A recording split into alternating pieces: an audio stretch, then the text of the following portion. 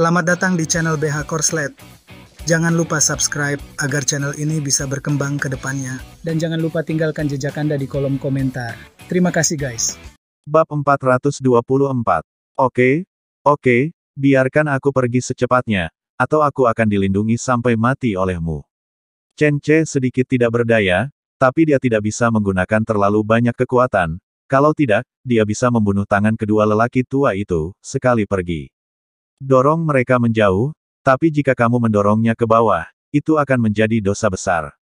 Setelah berbicara sebentar, kedua lelaki tua itu menjauhkan tangan mereka. Chen Ce terengah-engah, dan dia hampir tercekik oleh mereka sekarang. Nak, tolong kecilkan suaramu. Meskipun menurutku dia seharusnya adalah orang yang kulihat, sudah beberapa tahun berlalu, dan penampilannya sekarang benar-benar berbeda dari dulu. Meskipun aku yakin dengan penampilannya, tapi, seharusnya tidak, bagaimana dia bisa datang ke sini hanya dengan dua orang. Qiu Bailu bergumam pada dirinya sendiri, jelas dia tidak terlalu percaya diri.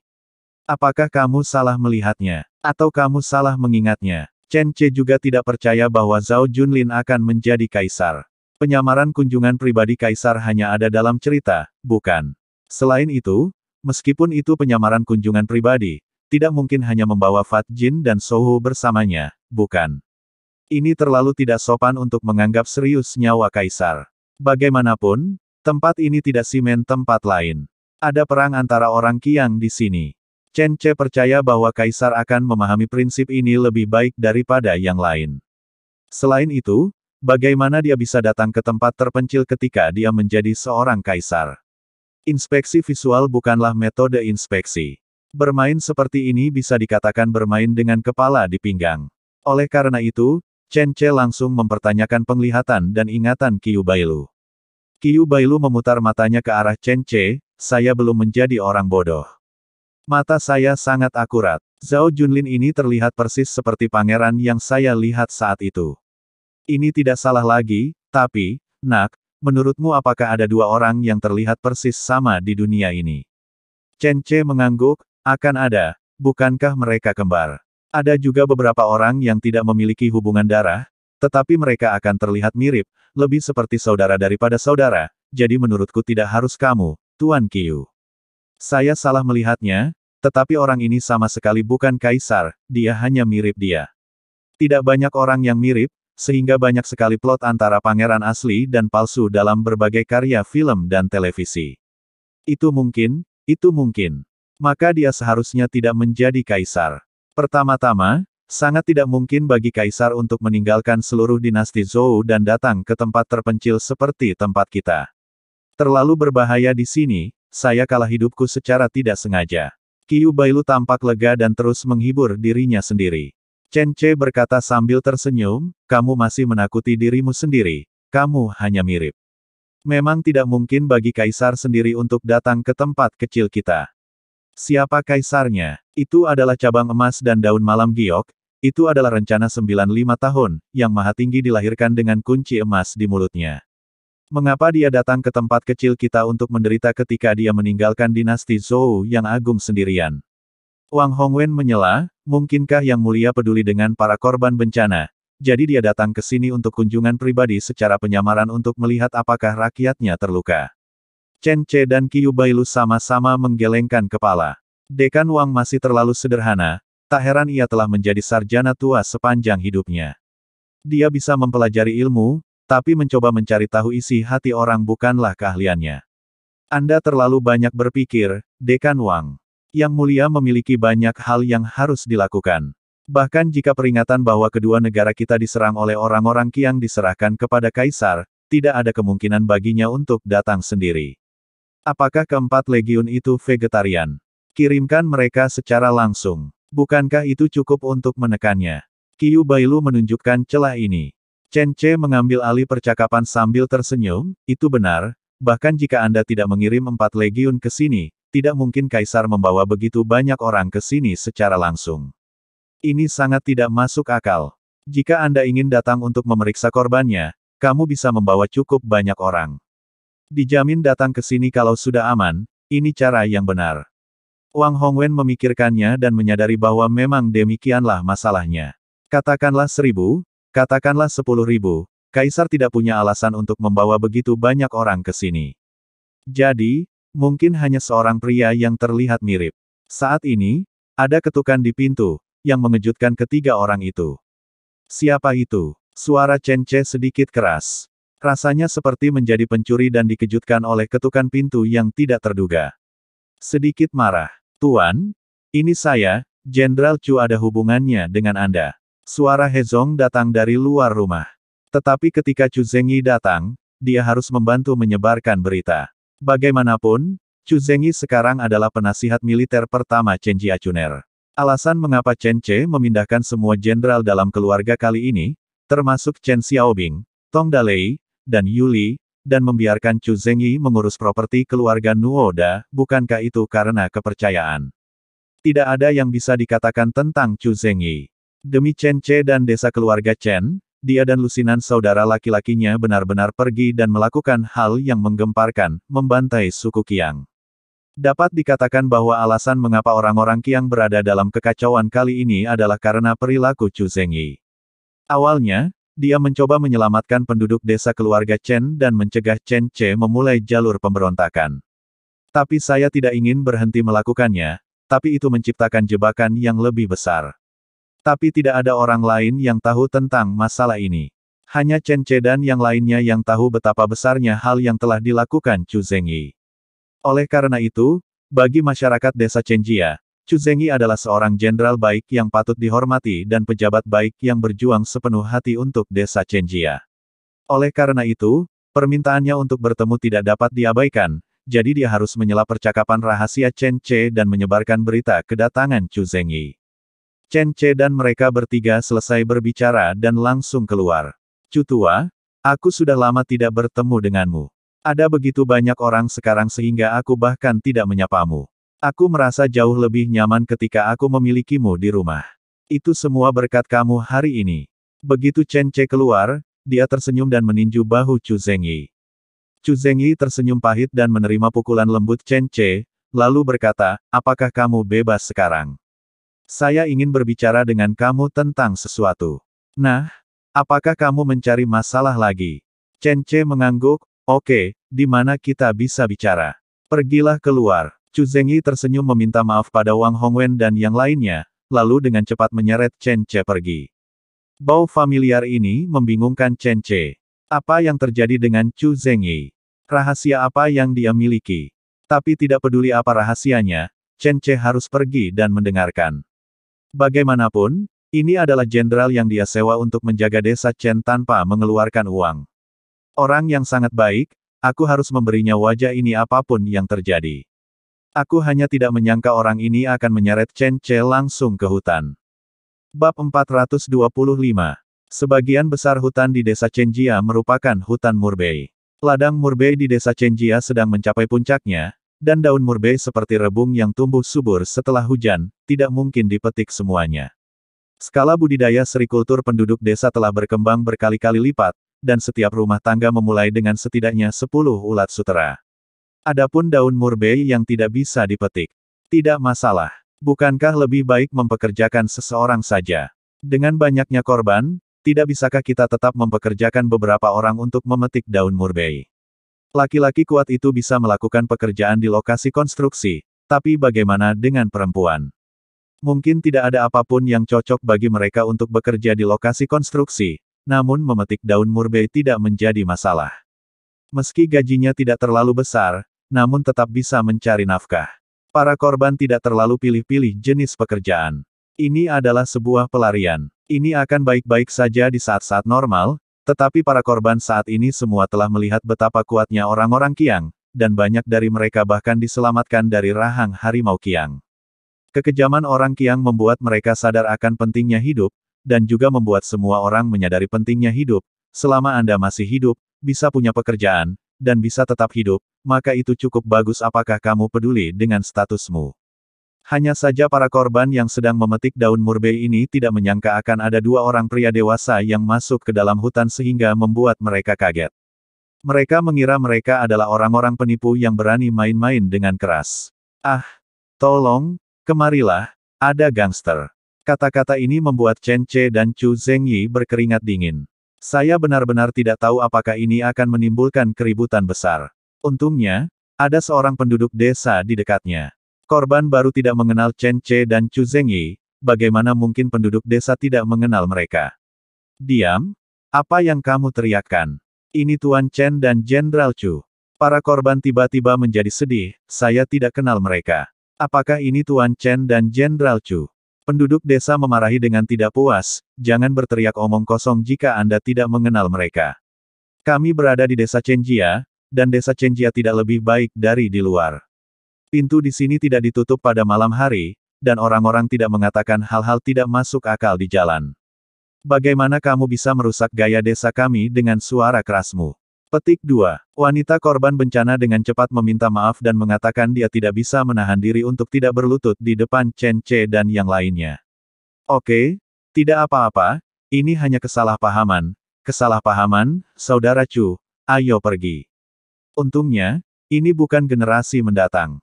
Di lingkungan petinju generasi selanjutnya, sangat sulit untuk menjelaskan hal semacam ini. Tidak peduli Anda orang suci atau semacamnya, ketika ini terjadi, seorang wanita hanya perlu menggigit lidahnya dan berkata bahwa dia diintimidasi atau semacamnya. Ya, meskipun kamu tidak mati, kamu tetap harus melepaskan kulitmu. Chen Ce yang takut akan hal semacam ini segera meninggalkan Sang Tian bersama Chu Zhengyi. Tak berani lagi masuk ke dalam hutan, keduanya berjalan menyusuri jalan setapak langsung kembali ke rumah Chen Ce, lalu berbincang di pinggir halaman. Ada harimau yang menjaga tempat itu dan penjaga yang menjaganya. Sangat aman. Selama Anda berbicara dengan lembut, Anda tidak takut orang lain mendengarkan Anda. Saudara Chu tua, kenapa kamu begitu ingin menemuiku? Chen Ce bertanya langsung pada intinya. Ada hal besar, Zhao Junlin yang kamu bawa kembali, apakah kamu tahu identitasnya? Jantung Chen Ce berdetak kencang, apakah itu dia lagi? Jika Qiu Bailu mengakui kesalahannya, itu mungkin masih salah paham, dan sekarang ada Chu Zhengyi. Apa yang terjadi dengan Zhao Junlin? Apa identitasnya? Chu Zhengyi bukanlah tipe orang yang suka berbasa-basi. Dia berkata langsung, dia terlihat sangat mirip dengan orang yang saya kenal. Sangat mirip. Saya melihatnya di Beijing. Itu adalah mantan Yang Mulia Putra Mahkota dan yang sekarang. Yang Mulia Kaisar. Sungguh, mereka terlihat persis sama. Sungguh. Hati Chen Ce tiba-tiba terangkat. Keduanya mengatakan bahwa dia adalah kaisar, jadi kemungkinan bahwa dia adalah kaisar sangat tinggi.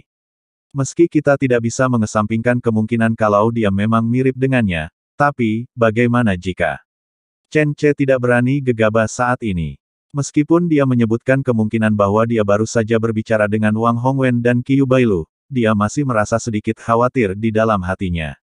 Maksudmu, orang ini mirip dia? Ini pendapat kami. Tuan Qiu Bailu juga telah bertemu dengan kaisar sendiri. Dia baru saja memberitahuku tentang masalah ini, tetapi jika Anda mengatakan 1.000 atau 10.000, meskipun dia terlihat seperti seorang kaisar, bagaimana seorang kaisar bisa melakukannya? Itu, kenapa dia muncul di tempat kita? Ini tidak masuk akal dan tidak mungkin sama sekali. Chen Ce memaparkan teorinya. Chu Zhengyi mengangguk perlahan, kamu benar. Meskipun dia benar-benar mirip dengan kaisar, tidak masuk akal jika kaisar sendiri datang ke sini. Itu tidak mungkin. Tapi, bagaimana jika? Memang benar, bagaimana jika? Jangan takut pada 10.000, takutlah pada apa yang terjadi. Lagi pula, nama Zhao Junlin selalu terdengar aneh.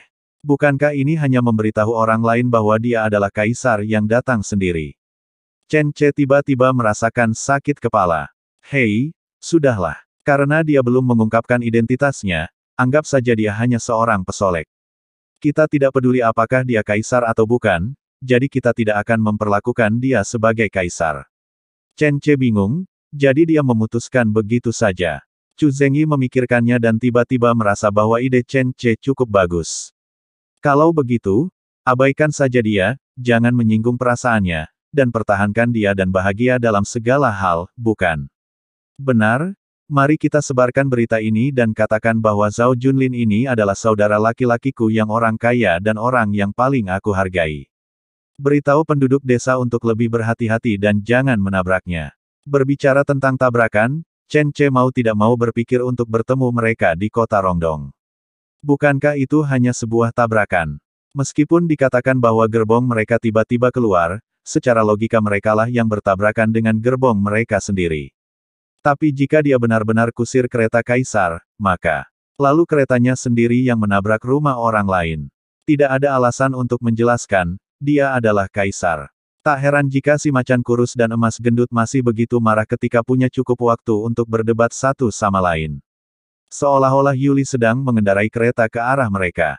Jika Anda membayangkan bahwa mereka adalah Kasim serta prajurit pribadi kaisar, maka reaksi mereka sepenuhnya benar. Chen Ce berkeringat dingin saat memikirkan hal ini. Saat itu, mereka bertengkar dengan yang lain. Meski tidak berhasil, massa melompat keluar dan menghajar mereka secara berkelompok, lalu anggota pengawalnya menodongkan senjata ke arah mereka semua. Ini masih merupakan perilaku yang sangat ingin bunuh diri. Pantas saja emas gemuk dan harimau kurus terlihat sangat marah saat itu. Orang-orang mengincar kaisar mereka, dan sebagai bawahan mereka tentu saja menjadi gila. Semua tanda ini menunjukkan bahwa Zhao Junlin ini kemungkinan besar adalah kaisar legendaris.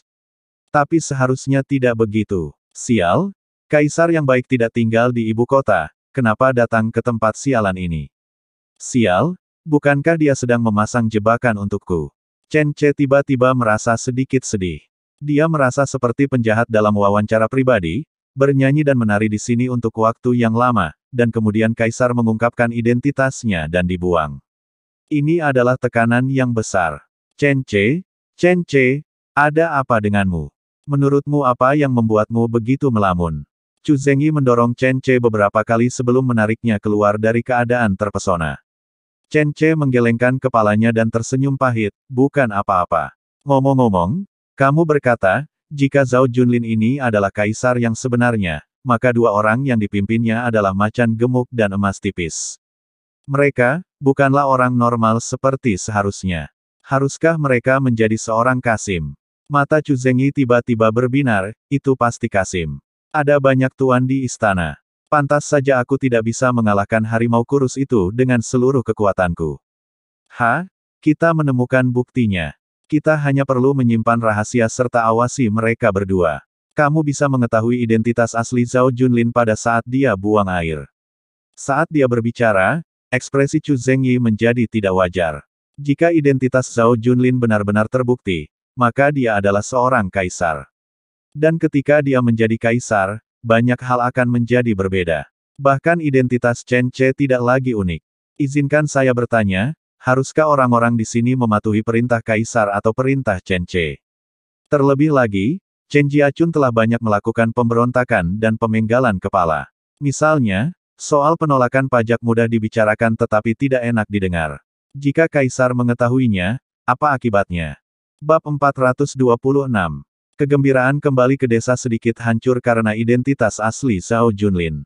Tidak apa-apa jika dia bukan kaisar, tetapi jika dia adalah kaisar, maka masalahnya akan sangat besar. Dia bukan kaisar, jadi Anda masih bisa menerimanya dengan hati yang normal. Dan jika dia adalah kaisar, dia harus mengkhawatirkan banyak hal. Chen Ce dan Chu Zengyi duduk di tepi halaman mereka sambil menghela nafas. Kenapa kamu menghela nafas? Apa menurutmu aku memarahimu terlalu keras? Suara Li Linzi terdengar dari belakang. Chen Ce melihat Li Linzi yang cantik mengenakan celemek saat ini. Dia sedang memegang seekor ayam tua dengan lengan baju digulung. Dia masih memegang pisau di tangan kanannya, tetapi wajahnya agak dingin. Chu Zengyi masih memiliki mata yang tajam. Dia tersenyum pada Li Linzi, lalu menatap Chen Ce dengan tatapan berharap untuk kebaikan, berbalik dan pergi. Sepertinya Chen Ce punya banyak masalah dengan istrinya yang cantik. Permasalahan Zhao Junlin cukup membuatnya pusing. Dia tidak menyangka kalau urusan keluarganya sendiri juga membuat pusing. Hehe, dia pantas mendapatkannya. Siapa yang memintanya untuk menikah dengan wanita seperti itu, sungguh menyebalkan. Suara rendah Chu Zengyi yang sombong kembali ke telinga Chen Ce, yang membuat Chen Ce tersenyum pahit dan tidak bisa berkata-kata. Dia tidak punya waktu untuk mengkhawatirkan pria ini, Chu Zengyi. Dia bahkan harus mengesampingkan urusan Zhao Junlin, dan dia masih harus menjaga emosi wanitanya terlebih dahulu. Chen Ce memanjat, menepuk-nepuk debu di pantatnya, dan dengan rajin melangkah maju untuk mengambil pisau dari tangan Li Linzi. Linzi, apakah kamu ingin memotong ayam itu? Ayo, biarkan aku yang melakukannya. Tapi Lilinzi mengambil ayam itu dan pergi, ayo pergi bersama, supaya aku bisa mendengar alasan desahanmu. Chen Ce hanya bisa mengikutinya menuju dapur. Di dapur, kakak ipar ketiga melirik Lilinzi yang marah, meletakkan semangkuk air, dan pergi tanpa mengucapkan sepatah kata pun. Semangkuk air digunakan untuk menampung darah ayam. Menambahkan sedikit air ke dalam darah ayam dapat membuat darah lebih lembut. Ini adalah cara tradisional untuk membunuh ayam.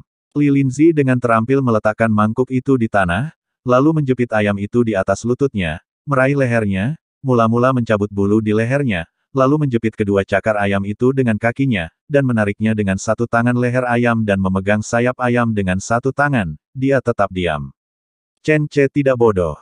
Jika dia membutuhkan seseorang untuk mengingatkannya apa yang harus dilakukan saat ini, dia pantas dimarahi. Jadi Chen Ce melangkah maju dan memotong leher ayam tua itu dengan cepat. Leher ayam dibelah, dan darah mengalir ke dalam mangkuk, membuat mangkuk berisi air menjadi merah. Ada juga darah ayam yang berceceran di tanah di luar, yang terlihat sangat cerah. Lilinzi terus bergerak, dan setelah sekitar setengah menit, dia dengan lembut menyematkan leher ayam ke dalam air yang telah direbus oleh kakak iparnya. Air ini bukan air mendidih, melainkan air yang panas hingga mulai mendidih. Kalau tidak, jika terlalu panas, daging pada kulit ayam akan mudah terkoyak. Saya teringat kembali ketika saya pertama kali menikah. Selama tahun baru, tidak ada makanan di rumah. Kakak tertua saya Culianyi mengajak kami untuk memotong dan memakan ayam tua terakhir di rumah. Setelah Anda kembali, Anda membuat banyak suara dan memukuli kami. Memukul dan menendang, kakak perempuan tertua saya menerima beberapa tendangan dari Anda untuk melindungi kami, dan saya juga menerima beberapa pukulan dari Anda untuk melindungi Yaoer. Aku masih merasakan nyeri tumpul di punggungku. Ketika Lilinzi menyebutkan kejadian masa lalu ini, Chen Ce bahkan tidak berani bernapas. Tiba saatnya untuk menyelesaikan masalah lama. Tapi itu adalah kesalahan pemilik tubuh sebelumnya. Chen Ce sendiri merasa sedikit tidak bersalah. Tapi Lilinzi tidak mempedulikannya. Dari ember, ia mengambil ayam yang sudah direbus sebentar, lalu segera mencabut bulunya. Ada air panas di dalam bulu ayam dan kotor, tetapi Lilinzi mengabaikannya dan terus mencabuti bulu tersebut sambil meniupkan udara untuk menurunkan suhu di tangannya. Tentu saja, Chen Ce tidak berani hanya berdiri dan dengan cepat melangkah maju untuk membantu. Air di rambutnya sangat panas. Chen Ce sangat tersiram air panas hingga dia menyeringai, tetapi dia takut membuat Lilinzi terbakar, jadi dia segera menghentikannya, biarkan aku melakukannya. Dia mendorong Lilinzi menjauh. Lilinzi tersenyum dan menyisir rambut di tangannya, dan berkata sambil tersenyum, jika kamu selembut kamu sekarang, bagaimana aku dan kakak perempuan tertua bisa meninggalkanmu? Aku masih cukup penasaran. Bagaimana kabarmu dan aku dulu? Kenapa kamu begitu berbeda sekarang? Dulu aku cuek, sekarang aku sudah dewasa. Ini bukan satu-satunya cara untuk main-main. Anda tidak bisa memberitahunya bahwa Chen Ce, yang menindas Anda sebelumnya, sudah mati. Apa yang ada di hadapan Anda sekarang adalah Chen Ce yang baru, Chen Ce yang tampan dan penuh kasih sayang. Lilinzi cukup puas dengan jawaban ini, senang rasanya tumbuh dewasa, bagus untuk tumbuh dewasa. Saya pikir Anda sudah dewasa sebelumnya, tetapi perilaku Anda hari ini sangat kekanak-kanakan. Izinkan saya mengatakannya lagi, kamu tidak boleh menyakiti kami. Jika kamu melakukan ini lagi, maka kami akan melawan. Kamu tahu aku, jika aku melawanmu dengan keras, aku akan membunuhmu. Chen Ce mengangguk, saya percaya. Sial, tidak heran dia mendapat reaksi yang begitu besar. Ternyata dia sedang memikirkan masa lalu, berpikir bahwa dia sedang menindas Liu Xiaoxiao seperti sebelumnya. Mengapa gadis sialan ini, Liu Xiaoxiao, tidak menjelaskan sesuatu? Benar, sulit baginya untuk menjelaskan apapun. Sebagai seorang wanita hamil, dia tidak pernah berinisiatif untuk memberi tahu Lilinzi. Faktanya, dia tidak bisa menyalahkan suaminya. Oleh karena itu, hanya Chen Ce sendiri yang harus disalahkan. Chen Ce depresi. Seekor ayam dengan cepat dicabut dengan seluruh bulunya dicabut berkat usaha Chen Ce. Kecuali bulu halusnya, semua bulu kasar telah dicabut. Bahkan bulu halus di kepala ayam, serta paruh ayam dan mantel di kaki ayam, Chen Ce juga mencabutnya. Lilinzi menemukan segenggam jerami yang merupakan jerami setelah padi diirik, biasanya digunakan untuk menyalakan api karena lebih mudah terbakar. Sekarang letakkan sedotan di tengah halaman, nyalakan api, lalu taruh ayam di atas api untuk dipanggang. Tentu saja bukan untuk membuat ayam panggang, melainkan menggunakan api dan asap dari sedotan untuk membakar sisa ayam halus yang menempel pada kulit ayam-ayam tua terbunuh dalam beberapa detik. Permukaan ayam terpanggang keemasan, dan sebagian lemak keluar, menetes ke atas api, mengeluarkan suara mendesis, menyebabkan nyala api semakin besar. Katakan padaku, apa yang baru saja kamu dan Chu Zhengyi bicarakan? Apakah kamu mengatakan kepadanya bahwa aku terlalu galak? Li Linzi tiba-tiba berbicara lagi. Tidak, tidak. Chen Ce melambaikan tangannya secara alami dan tidak mengatakan apapun pada awalnya. Tapi Li Linzi tersenyum tipis, tidak apa-apa. Jika aku tidak galak, tidak ada seorang pun di keluarga ini yang bisa menyembuhkanmu. Sebenarnya, aku juga ingin berpelukan di pelukanmu dan bertingkah seperti bayi seperti Xiao Xiao, San Shan, atau bahkan Yao Er. Ya, tapi kondisinya tidak memungkinkan. Saat kakak perempuan tertua kembali suatu hari nanti dan dia bisa mengendalikanmu, kupikir aku akan bertingkah seperti anak manja seperti itu denganmu. Jangan khawatir, aku sudah dewasa, bagaimana aku bisa tetap sama seperti dulu? Chen Ce yang dulu sudah mati, dan Chen Ce sekarang adalah suamimu, orang yang bisa kamu percayai. Chen Ce dengan cepat mengungkapkan perasaannya. Li Linzi akhirnya tersenyum. Tampaknya wanita selalu perlu dibujuk. Tidak peduli seberapa fasihnya dia, tidak peduli seberapa kuat dia berpura-pura, dia tetap memiliki sisi lemah. Selama mereka dibahagiakan, banyak kesulitan yang akan teratasi. Selanjutnya, setelah memotong ayamnya, Li Linzi tidak membiarkan Chen Ce melakukan apapun. Dia sendiri yang memotongnya dengan pisau. Belum lagi, keterampilan pisaunya cukup akurat. Namun tugas membersihkan organ dalam ayam diserahkan kepada Chen Ce. Melihat tumpukan usus ayam, Chen Ce tersenyum pahit. Dia tidak menyangka bahwa dia telah mencapai titik ini dan menjadi raja desa Chenjia, tetapi dia masih harus membersihkan barang-barang ini. Untungnya, kakak ipar ketiga muncul tepat waktu untuk datang menyelamatkan. Bersambung ke bab selanjutnya.